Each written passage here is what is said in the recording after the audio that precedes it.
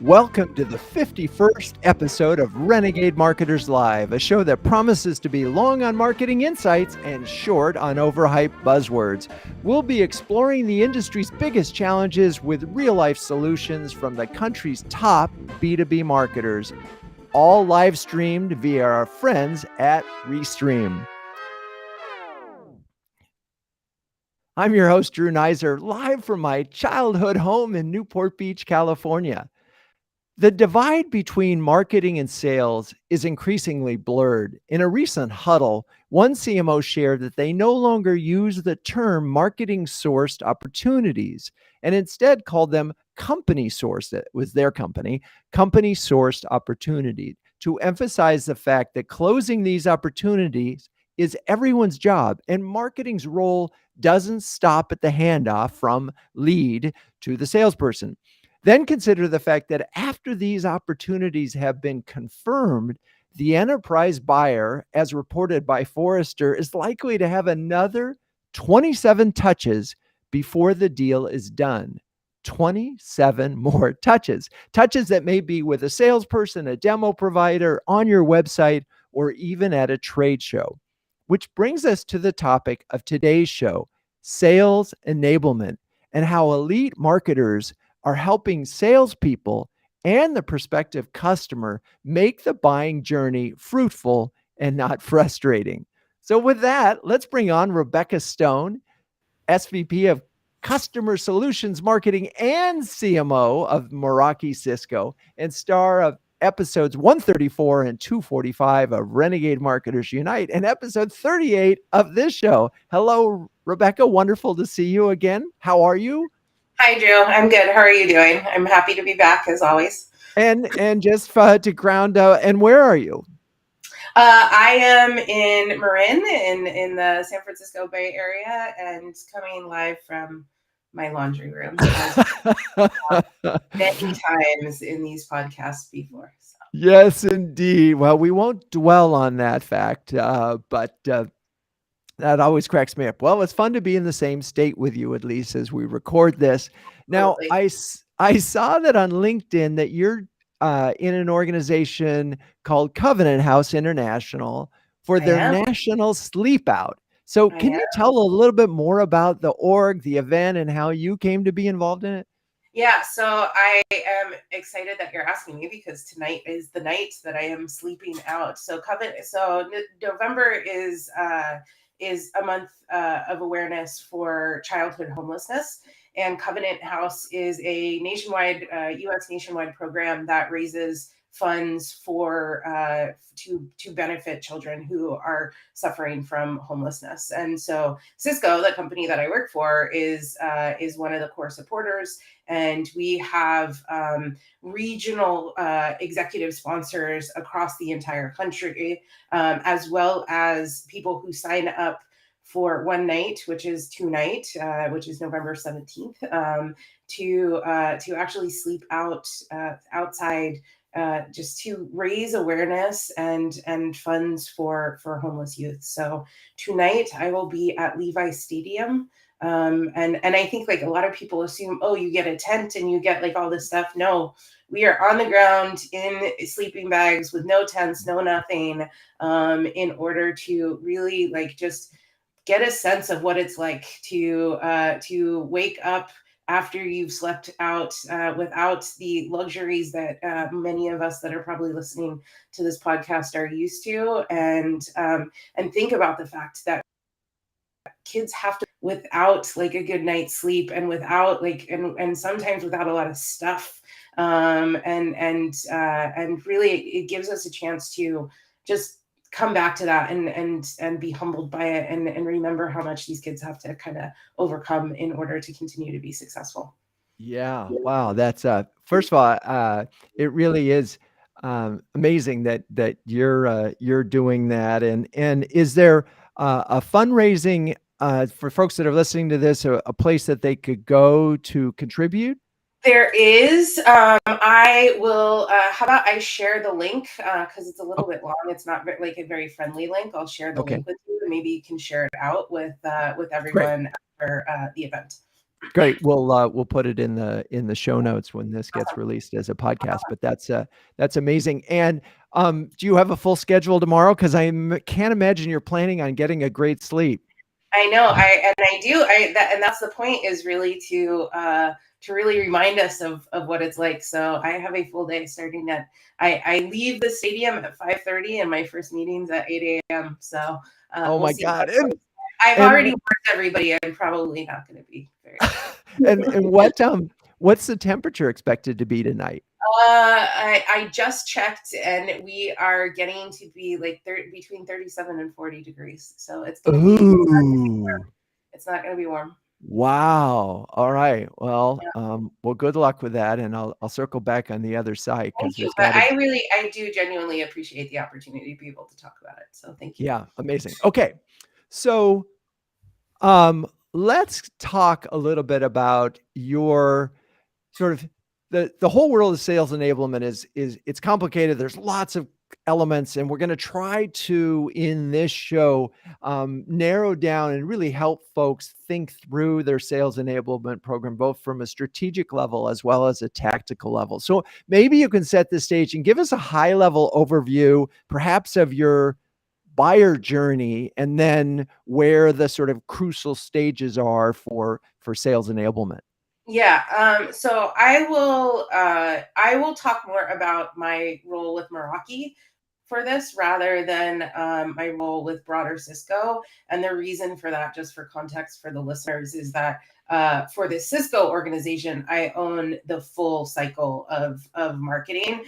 Within broader Cisco, I own primarily the product and solutions, like messaging marketing for the organization. So for the Meraki perspective, I think the customer journey, we sell mostly to SMB today, and we are moving up market further and further into larger enterprises. So for our SMB journey,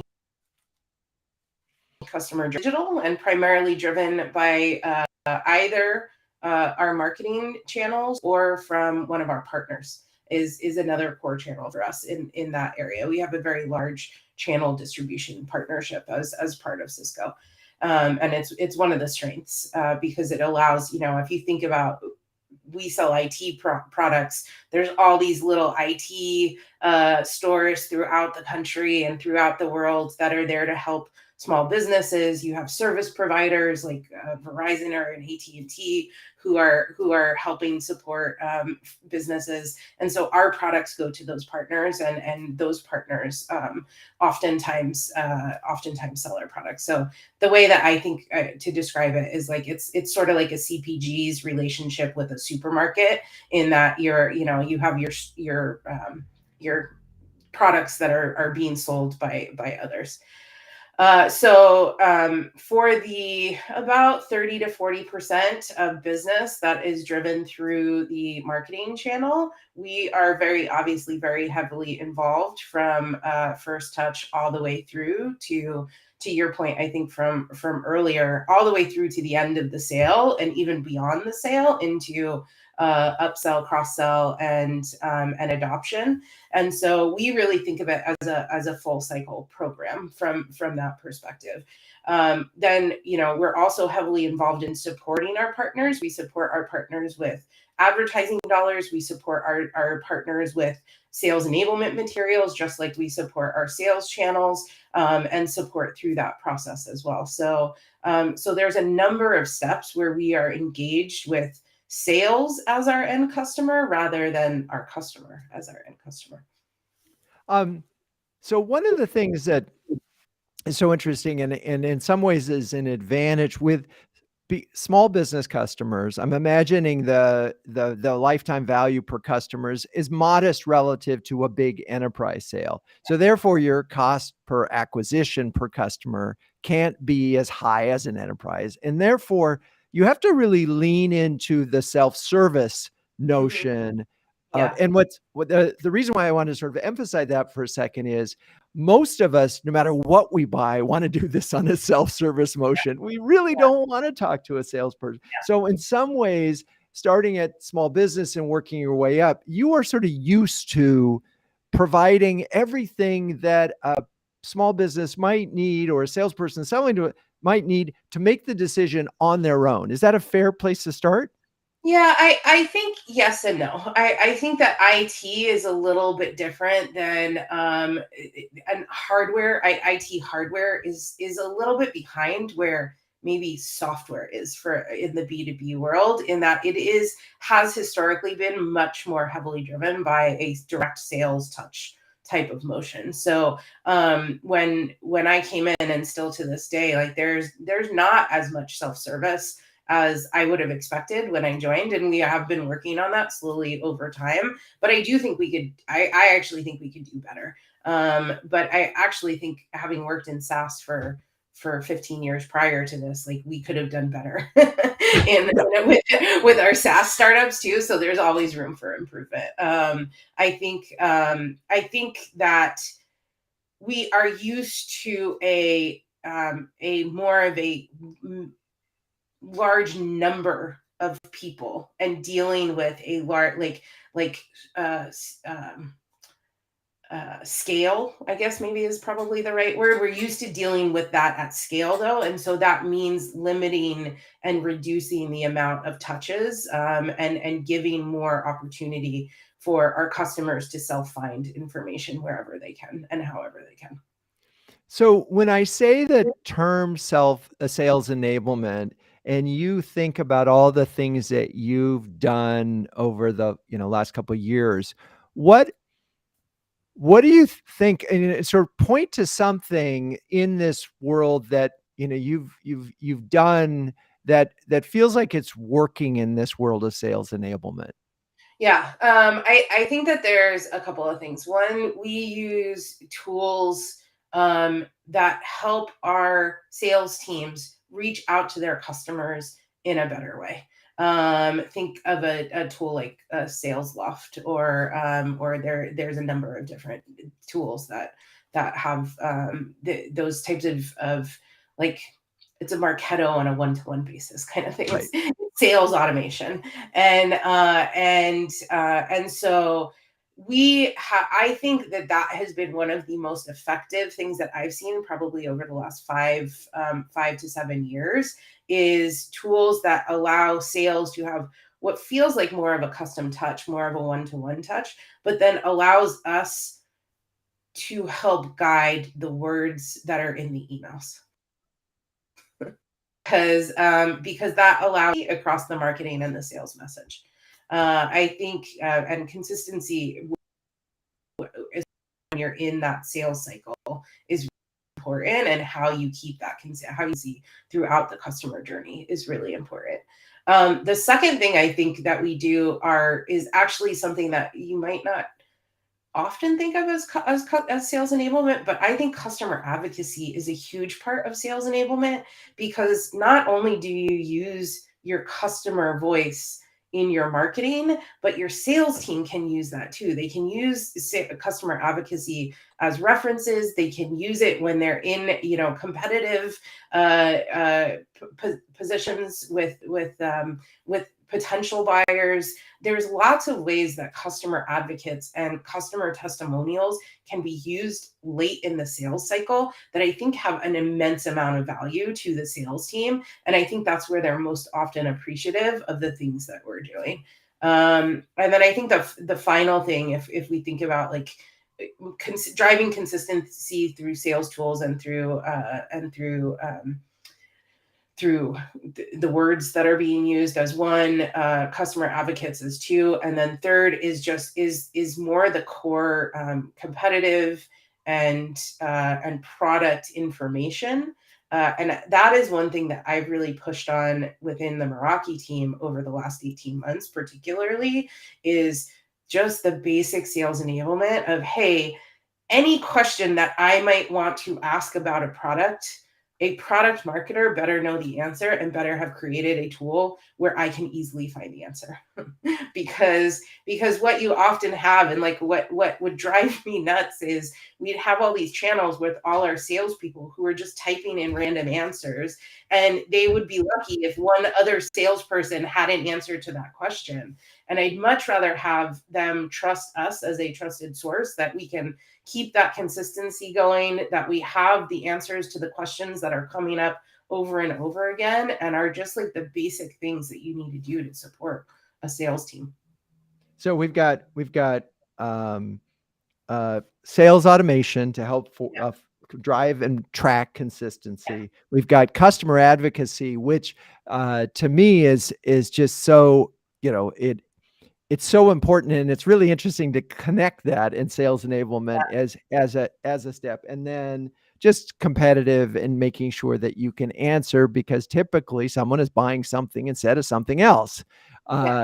It's rare that they don't. So you've mentioned consistency as really important, and I think that's probably one of those things that salespeople don't necessarily think about. They just think about, I got to get them an answer or whatever. And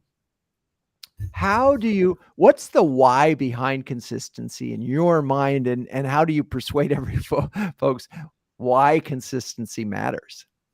I think when you are trying to persuade an audience, your potential customers, your potential partners, even the industry, you are at your best advantage with competition when they cannot find a niche or a niche in your armor, right?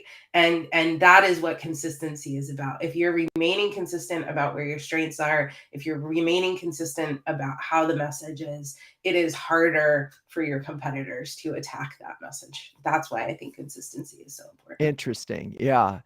Because I was going to link it to, it makes the purchase decision easier, in that, the studies, this was sort of Brent Adamson's research, that the consistency of message. Now, this is particularly true in enterprise with a larger buying committee. If you have a different message for the CFO versus the CEO versus, right, that you have a problem. You're not going to win. Yeah, and I think that why is the consistency, and why aren't you going to win if your story doesn't stay the same? And it's like, if you're thinking about consistency across persona, or you're thinking about consistency from your marketing team to your sales team to your CX team, like that why you're going to win is because if you don't, your competition is going to come in and be able to break that down and be able to go and talk to those different personas and say, look, they're not making sense. They're telling you one thing here and then telling you another thing here. I think that is definitely a core component. I also think it's a better experience for the customer if you stay consistent, because they'll know what to expect from you. They'll see you as more of a resource, and as a trusted advisor, because you're being honest and open, and like being clear with them about what the expectations are when you work with the particular product that you're selling. Yeah. And presumably, if you have that story right, you're going to be, you're going to sell more, because you just made it easier for them to buy, right? There's no debate. We're buying it because rational reason, emotional reason, whatever the reason, everybody is on the same page in terms of why. So, and there's some simplicity here inherent in all of this too, is that if we're consistent, we'll probably have a nice, clear message. Okay. You're going to remind me, or I'm going to remind myself, that when we come back to you, because we're going to now talk to Marni, but I want to get at metrics and how you measure this and how you know when you're going to prove it, but we'll do that together with Marni. So, okay, let's bring on Marni Carmichael, VP of Marketing at ImageSource. Hi, hello, Marni. How are you? Good. How are you? Good. And where are you today? I'm in Olympia, Washington, at ImageSource's headquarters. We're in the office all together most of the time. Wow. Yeah. Wow. Very cool. How long have you been in the office together? Well, quite a while, to be honest. So I would say a full year. Wow. Year. Yeah. Wow. And, I'm just curious about that. And I know this is off topic, but it maybe perhaps there's a sales enablement component to it. But does it feel like you're working the way you did 2 years ago? And if so, do you feel like you have a competitive advantage because you're all in the office again? I do feel like there's a competitive advantage. It's free flowing collaboration. Like we all know how to schedule meetings and now move that collaboration forward remotely, but there's nothing like somebody popping in and saying, I have a question about this, or me going to a subject matter expert and say, what do you think about this? I feel like we are accelerated. And I mean, I hate to be old fashioned on this, but I think they get more out of me in a consistent workday. And so if that's applying to me, it's applying to everyone. Not everyone's in the office. Not everybody came back. But all of sales and marketing did. So that's nice. Interesting. Okay. Yeah.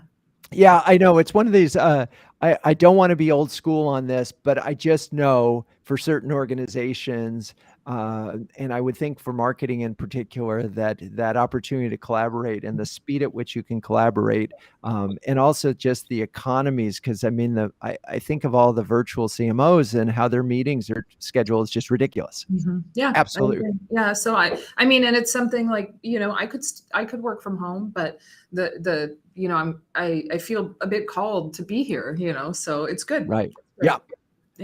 So you've had a pretty cool career trajectory. You worked in sales and product management at Scantron, Kofax, Fujitsu, all that stuff. And now you're VP of marketing. How did your experience in sales and product management sort of, impact your sort of the way you approach your role? Well, I'll tell you, I'm probably most a product manager or a product management executive out of anything. And that transition to marketing leadership has been really embracing the skill of, I know how to explain complicated technical solutions simply. That's the primary function of a product manager, to bridge the communication between the end user and development. So you better be able to explain what it needs to do and how it does it to both sides of the coin consistently. And I loved what you guys were talking about earlier, that consistency. So that product management background, I mean, my core competency is explaining complicated things simply. I'm much more of a content marketer. I'm not, I don't have the digital marketing traditional training, and I've developed that and I've developed those resources to support that part of our responsibilities. But yeah, I do know how to talk about something simply and clearly when our competitors are talking about, the names of the features and the number of buttons you're going to hit. I know how to talk to you about the business process we're solving and what your outcomes are. I hope product marketers are listening, because I don't think they've all accepted that mandate. I think a lot of product marketers come from engineering, where they're used to complex challenges that are sometimes very hard to simplify. And they don't all get to that point.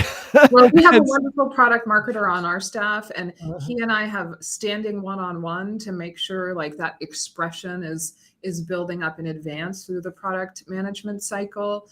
I was just talking with him earlier today, and he was in that translation phase. I was a bit jealous, but I was like, okay, cool. I'm on the receiving end now. That's good. That's good. Yes, exactly. Okay. So couldn't help but notice that you have a new website. Yes. Congratulations. We'll Thank include you. the link in the show notes. Now, are there parts of this that fit into this sales enablement conversation? Absolutely. So we've gone through a big rebrand effort at ImageSource, and the primary objective is to reflect what we do and who we are in our website. We knew who we are and what we did, but our website hadn't kept up over the years, which I think is very common for an organization. At every 5 years or so, you've got to really. Anyway, I've just been thinking about that annual brand audit, but what is the milestone to say we've got to do some heavy lifting? And so that's where we were, and super excited about that. I think some of the primary ways that the website has evolved to sales enablement is we really went through an extensive exercise internally to say, again, this is who we are and what we do and who we serve best. So we've aligned our industries to that, and you'll see that reflected in the stories we're telling on the website. We've aligned our our processes. So we're identifying ourselves as serving these industries, solving these processes, and then delivering these services. And some of the solutions we have, or the industry that we've originated from, can be very horizontal. So for us to express ourselves in that way aligns directly to how we sell. And that now aligns directly to how we talk about our products and services and how we talk about ourselves in relationship to our customer partners. Cool. Yeah. So it's a great, I'm so proud of that season, that cycle we've been through. The results are great. How long did it take you to go from, so we need this, to it's live? 9 months, I think. So we are fast movers. We are fast workers. I think one thing about every ImageSource employee, as we can identify, like, we like to work. So we generally, when we get into a project like this, we know how to work circles around other people. And we chose some outside help who agreed with how to shorten the cycle of developing the messaging. And then we found a web execution partner who was willing to help us start executing before we had all our brand guidelines baked, so they could inform that, and then the site could reflect that. So we tightened up what might have been an 18-month cycle. I think we cut it in half, and we actually were done with the site a full 2 weeks before our promised launch. So that was all good stuff. And I mean, that's MVP 1, right? We're still improving. Yep. No, it's a never-ending process. It's alive. Yeah, it's alive. It's a living, breathing thing. Yeah. So let's talk about your overall philosophy and it was interesting. Rebecca shared that 40% of, and I guess it was opportunities, but we'll get clarification of that, is marketing driven.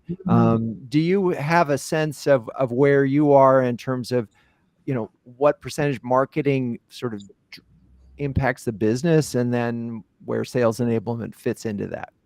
Yeah, so our business is a little bit different. Over 80% of our annual revenue, which is growing at 20% a year so far, is expansion in existing customers.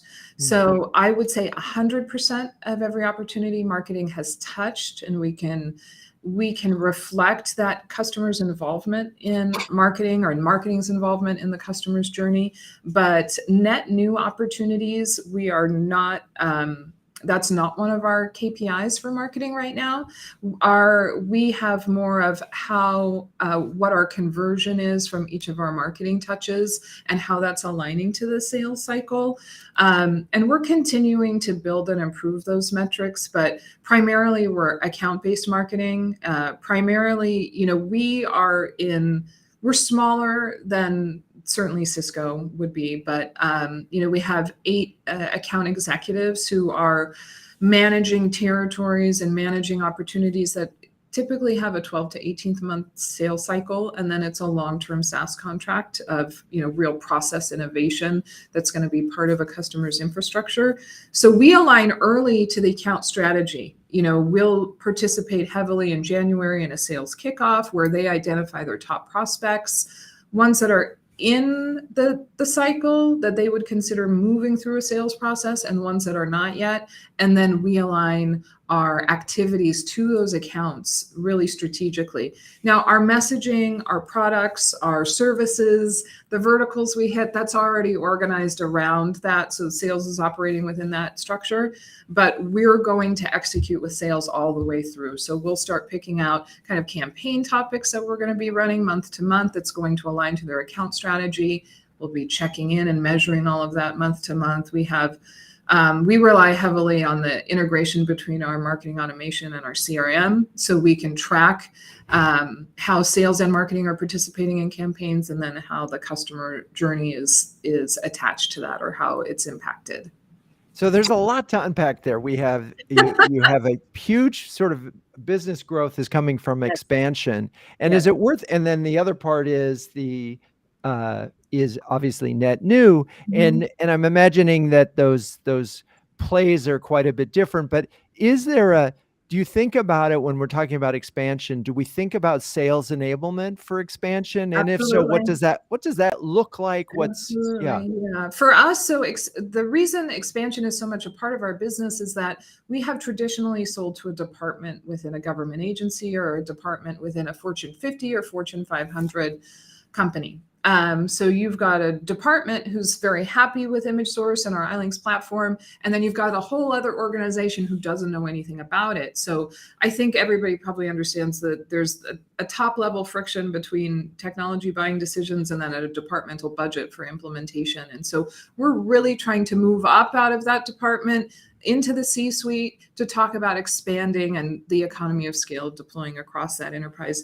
Generally, we develop a relationship with the customer to understand what the additional pain points are and then start, replicating that into other departments. So the way we need to enable that is we need to make sure our messaging elevates and is consistent from C to departmental level decision maker, right? And then we have to help our sales team navigate those relationships with the right tools. So an email blast is not going to, a CIO is not going to respond to that. They're not going to be like, yes, I vote to attend your webinar and learn all about you, or send me your data sheet. That's never going to happen. So we get involved to the point of helping them craft, great email campaigns that are very personalized touches, helping them take something from, a very prospecting level, networking level around their targets to their communication. And then when they get someone in that part of the journey, everything else that person experiences is going to be consistent with what they see. When they get to participate in our webinars, they're interested enough to actually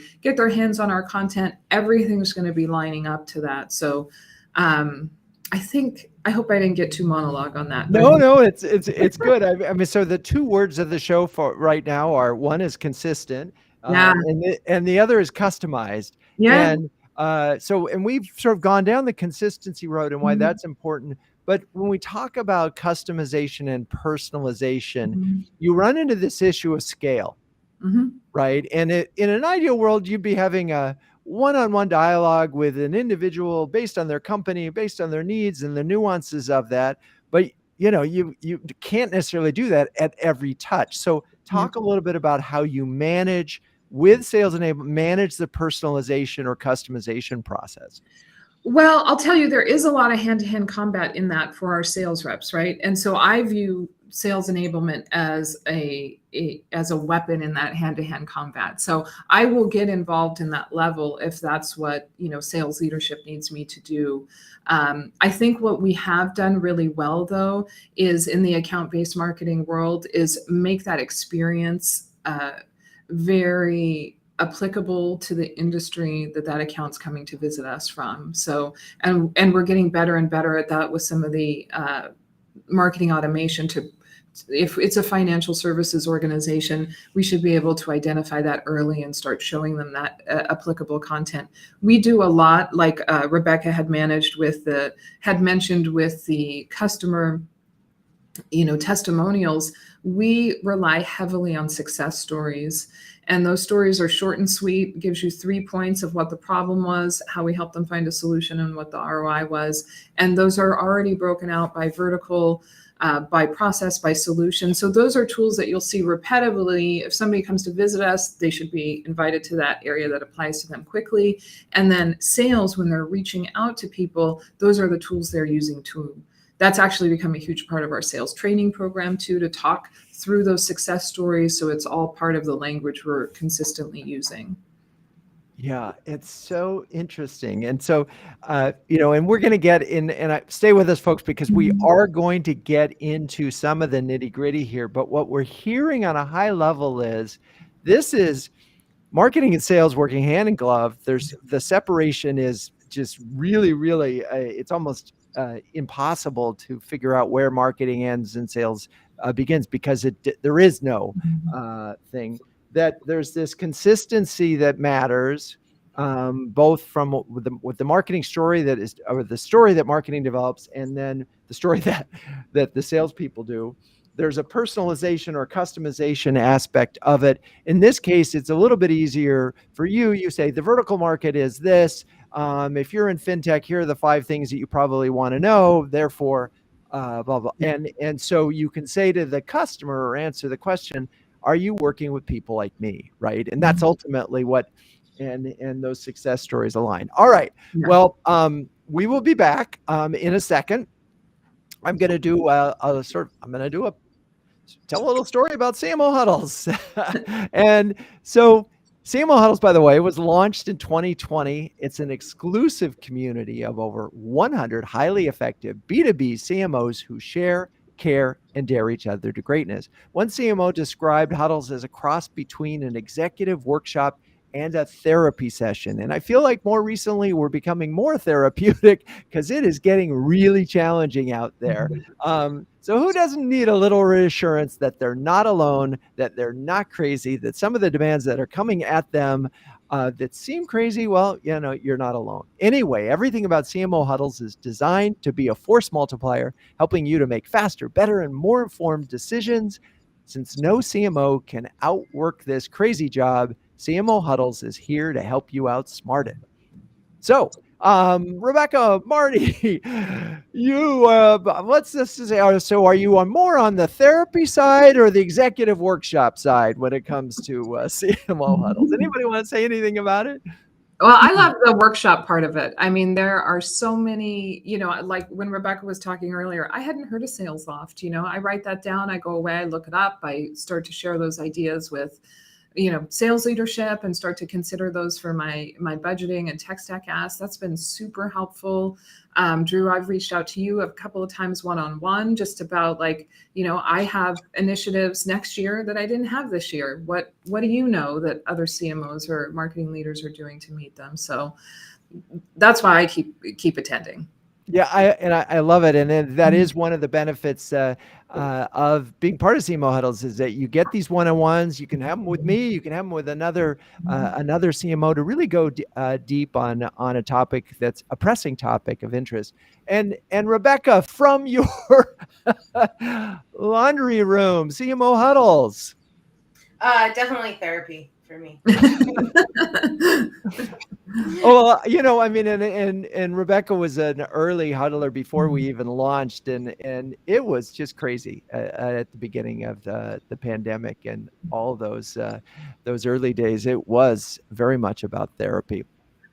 Okay, well, I really appreciate both of you and your participation, and let's get back to now the topic at hand. And I hear CMOs, and this comes up in huddles a lot, CMOs complaining all the time about random requests from sales that will help them land the big fit, the whale. And I'm just curious how you all enable your team, empower your team to sort through these requests so that, that they're doing getting the big stuff done and not getting distracted by the zillion requests that they could get. Let's start with Rebecca. Yeah, I mean, we get those probably 100 times a day. So I think it's a matter of it's sort of empowering the team, I think is really important to say no. Because what happens, it's easy for me to say no from up high. And it's a lot harder for an individual who is dealing with an individual sales rep on a regular basis to not get caught up in the asks from the sales team. And it's really more about teaching the importance of having a healthy tension and healthy and strong trusted relationship between the sales and marketing individuals, whoever are the direct connects. Because if you listen to every ask, you're going to get quickly overwhelmed and you just become ticket takers and you don't provide any real strategic role in the relationship between sales and marketing. Part of marketing is helping to keep a focus on a long-term goal, not just a short-term in-quarter sale, right? And so there has to be that tension between those two groups. But you also no to everything. It just gets eroded to the point where sales goes off and does their thing and marketing goes off and does their thing, and nobody nobody comes together. So really working to build that trust between the individuals that are working most closely together, I think, is ultimately the most important thing that's going to come down to the success of how you balance between those two things. And I love it. In one huddle, one CMO said, "Well, I've got 7 ways to say no." And part of this is, one of those no's is no, not now, not no, not ever, but no, not now. And that's based on having your own priorities. But also I feel like this is you, the leader, giving your team air cover to say no in the right way and teaching them how to do that. Marni, any other thoughts on that area of just dealing with these never-ending requests? Yeah, I feel like after listening to Rebecca, I might need to tighten up the ship a little bit. I have honestly, I suggest, especially on the design side, that probably 25% of their time is going to be addressing on-demand sales needs. We do not get those from sales reps. We get those from sales leadership. So I do trust sales leadership to have already done that, to have gone through the process of saying no. I don't get the requests I get are. I guess I see them as valuable enough and strategically deal driven enough to not question it. I'd say 75% of the time. And I just share with my team how I make those decisions, and like Rebecca said, empower them to do the same thing. If it comes from the VP of sales or the CEO, we just say yes. I have to trust that they're asking for what they need to move something forward. But I totally agree how that I have to be very disciplined to make sure that's not eroding the long-term strategy. And I have to be willing to take that back in one-on-ones and say, this is how I think it lined up. Am I right? Am I wrong? And we have had plenty of breakdowns. They are like just breaking down. Why did I think we need it? Why do I think we didn't need it? So then we get tighter and tighter in alignment. Yeah, it's such a tricky area because you do want to be a team player. In theory, they are on the front line. But I also hear in huddles, and this is one of those frustration therapy moments where you already developed this material. It was already on, if you use a content management platform like a Seismic, it was already there and the salesperson didn't even know. So hey, it'd be really great if you had that. And so, we identified a communication. I got a text like that last night at 7:30. And I went to our website and copied the link and put it and texted it back to the person. It's like, there it is. And I wasn't snarky about it. Inside, I was like, you should know where this is. But I think they'll remember now. Right. Yeah, well, you can't get mad at it. I think, sorry, Drew, I just think you can't get mad at it's always going to be like that. Like, I don't know everything that the sales team is creating and doing either. So, and so I think you just, that's the piece that you have to rein in your own frustration and what's most important is anticipating, almost creating a roadmap and anticipating what the sales asks are going to be, because then you just have it. It's a lot easier to say yes when you've anticipated and built it already. And then you look like, oh, you're on top of it rather than scrambling to get it done or having to say no. Yeah. I love that part about checking your own frustration. That's perfect. Yeah. Yes, more therapy in real time.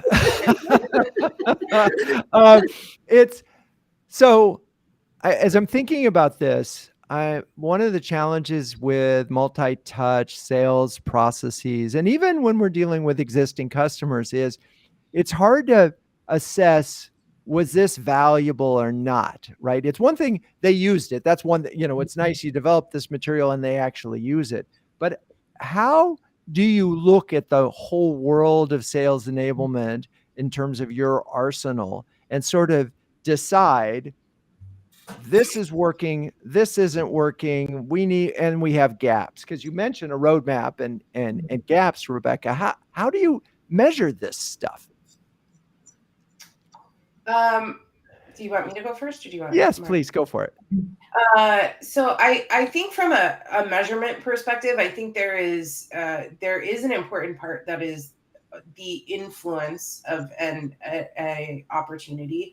And so we talk about marketing as a source and as well as an influence. And I think that's where those multiple touches come in, because if you're able to track all of the different touches that a sales person has, and you are inclusive of all of the content that you're creating, that's how you track it. And that's how I've tracked it in the past, and how we're building towards tracking it at Meraki. We're not all the way there yet, but we're about probably 80% of the way there.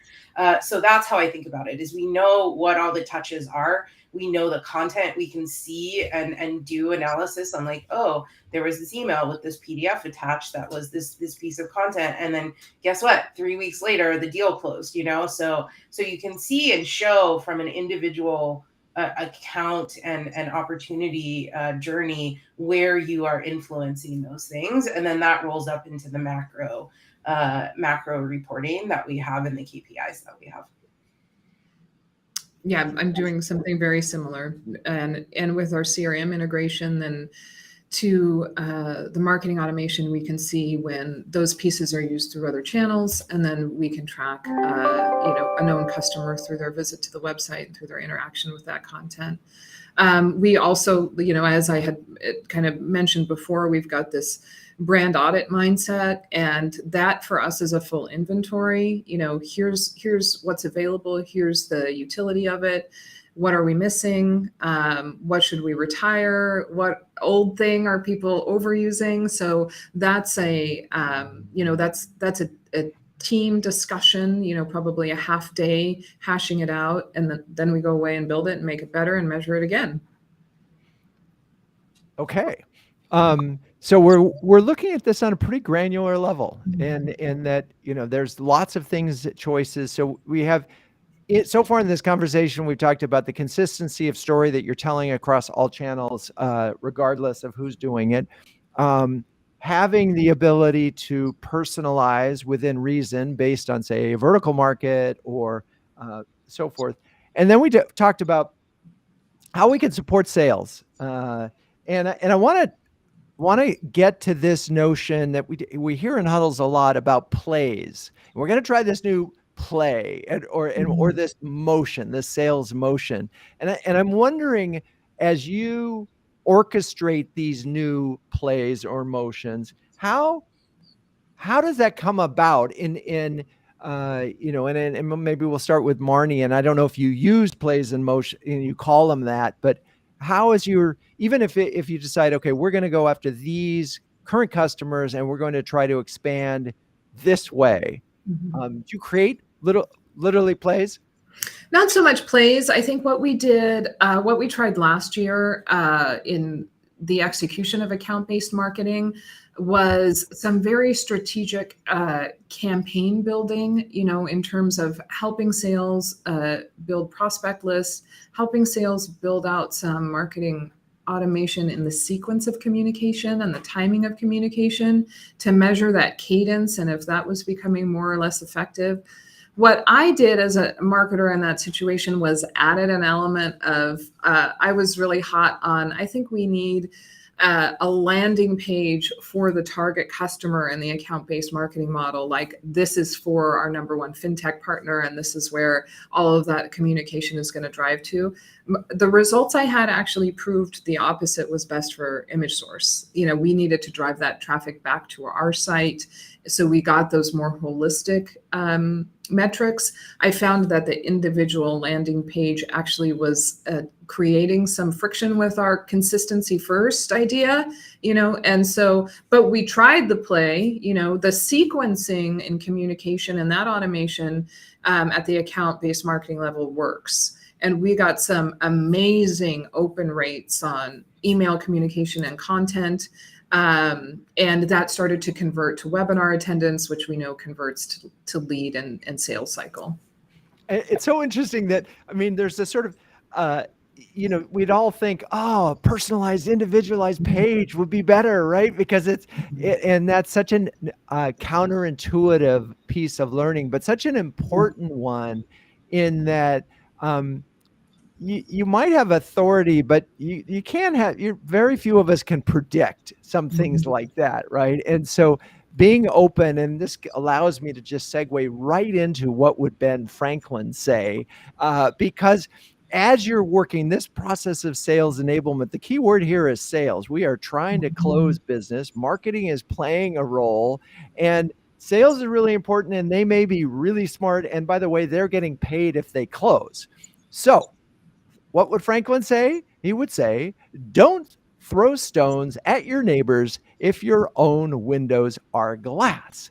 A variation of an expression that we all know very well. Anyway, let's get back to, so I'm wondering, Rebecca, is there a similar lesson learned of something that you tried that you really thought this is going to kill it, and that didn't work as well as you expected?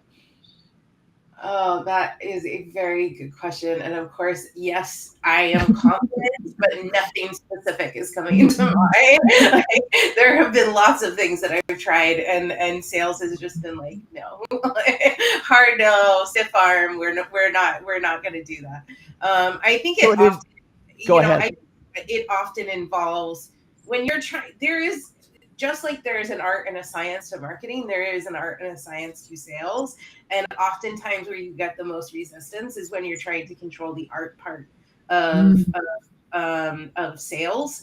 Actually, now that I'm talking, see, it was good that I kept talking because I thought when you try to script, what I've learned over time, and I've learned this more from as I've been a presenter more and more, is like you should never expect your sales team to fully stay on script with whatever your sales deck is going to be. It is not actually fair to a salesperson to have a sales deck and you expect them to go slide by slide, like line by line, exactly what your image of a presentation should be, because in real life that's just not the case. Like, there are people who want to hear about different topics.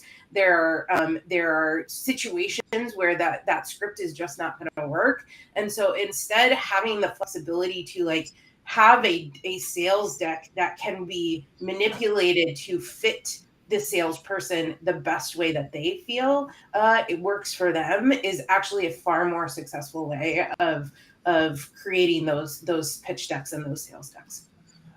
What a great story. And thank you for sharing that, because it really is so interesting. Sales enablement is not about a monologue and speeches, and it is about enabling a conversation that will get to a win for the customer.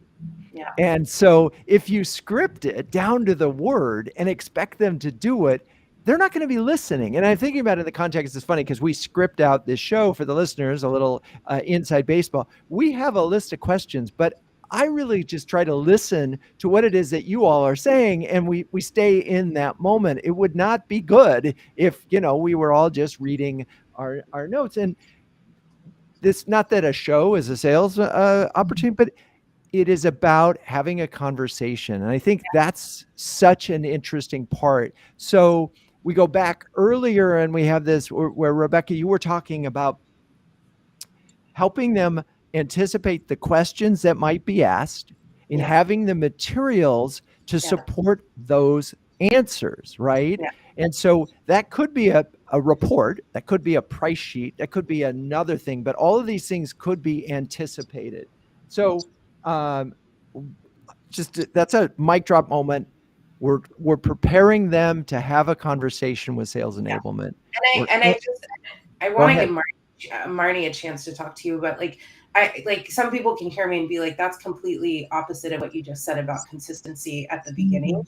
But it's actually not, because it's about knowing where the consistency has to be and enforcing that consistency while also giving them the flexibility to put the art into the story, and put their own spin on the story. And that, I think, is where it becomes really important to do exactly what you said, Drew. Make sure you're anticipating where they're going to need to have help. Make sure you're anticipating where, like, the things that you're not willing to compromise on in the storyline, and let them have the flexibility to do everything else beyond that. Yeah, you're so right. And you said it perfectly. One of the things that I get to do is be involved in the onboarding of each new sales rep, and we go through this training of our success stories. So each of them are meant to present it back to us, And we are very aware of when their individual voice and style is coming out, and how important that is. That if they're not authentic, then the customer will not buy from them. And I do our monthly webinars live on camera. I practice, I rehearse, I write a script, I say it out loud, I collaborate with a team member. The day of, I don't need the script anymore. So it's all that same kind of back to basics methodology. Be prepared, know your, but if I'm not authentic about process innovation, if I'm not saying it in an authentic voice, then I'm not differentiating from, other brands. We punch up a lot. We're a $20 million company and growing, but we're competing with $2 billion companies. So we have to look different, and the way we do that is by being authentic, and we are experts and we have experience, but the way we communicate is identifying with that customer problem and then building a vision out to solve it. And that's a one-on-one experience. Yeah, I love that. I'm just reminded of a great conversation. You prepare to be spontaneous. And so how do we get the consistency? There's a big idea at the end, at the beginning and the end of this story. And the big idea could be your why. It could be an articulation of what it is that, why you exist. It makes it a lot easier. So we're dealing in the world of ideas where there's a very clear central idea that at the same time enables the salesperson to use their own words to get to that, fundamental idea. Amazing. And really an interesting place for sales enablement, because, in my mind, I thought we might be talking a lot about, the 1, 2, 3 pieces that we do. And instead we really got to a much broader strategic look at what is it that we're trying to do. We're trying to enable sales, enable a consistent story, because that will help them be more effective, but enable a personal and authentic story to be told. Okay, so we're getting towards the end of the show, and now I think I'm going to challenge both of you to come up with 3 things, or you could do 2 do's and a don't for your fellow CMOs when it comes to enabling sales in 2023. Anybody want to go first? Who's ready? Okay, Marni, you go first, because I'll try. So 2 do's and a don't. I would say do collaborate. Do really check the health of your relationship with your sales leadership consistently. Make sure that that's strong, that there aren't those, I love that Rebecca pointed out those little frustration points in their asks. Make sure you're sorting those out, letting them go, so those lines of collaboration are open, and don't lose the reality that you're responsible for that long-term strategy. You have time for the day-to-day, and you can trust yourself to execute the long-term strategy, but you've got to keep them both at the top of your list every day. Love it. Okay, Rebecca, 2 do's and a don't.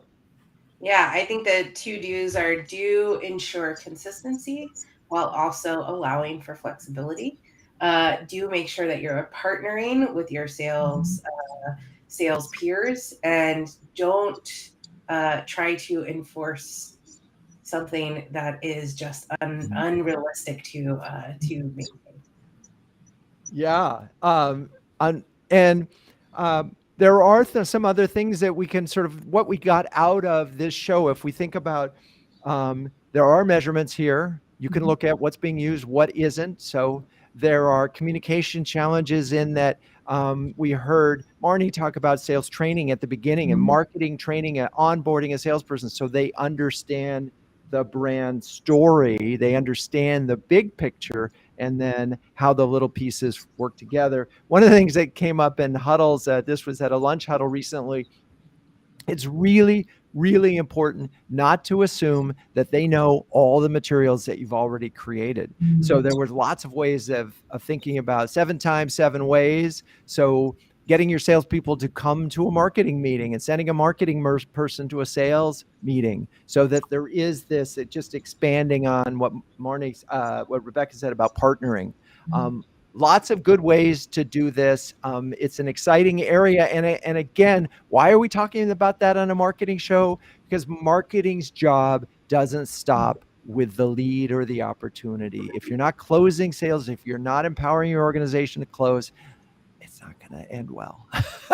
All right. Well, speaking of end well, thank you, Rebecca and Marni. You're both great sports. Thank you, audience, for staying with us. Please join us in 2 weeks when we'll be talking about optimizing digital spend with Alina Shinnick, Mika Yamamoto, and Norman Guadagno. Laura, cue the music.